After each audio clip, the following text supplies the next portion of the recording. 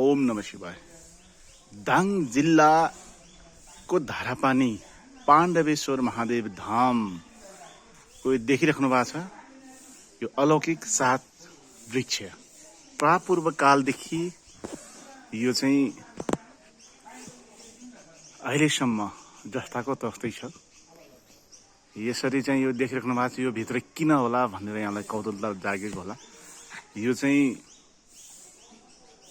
प्रापूर्व कालमा यहाँ चाहिँ केही मानिसहरूले यसलाई आज काटे आधा गरे सकिनन् दिनभरि लगाएर र भोलिपल्ट आउँदा फेरि उस्तै भयो।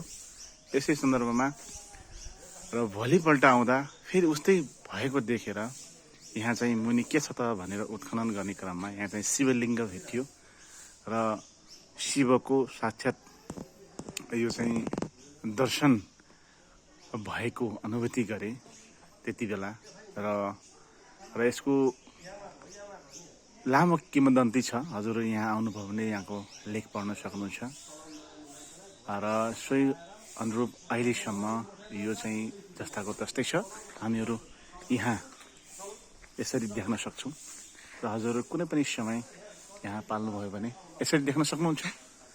दाङ जिल्ला धारापानी सुनकोटको फेदमा रहेको यो शिवजीको मन्दिर विश्व प्रसिद्ध मन्दिर छ। हजुरहरूलाई जुन कुन समयमा यहाँ पाल्न सक्नुहुन्छ र दर्शन गर्न सक्नुहुन्छ। सम्पूर्णलाई सुस्वागतम।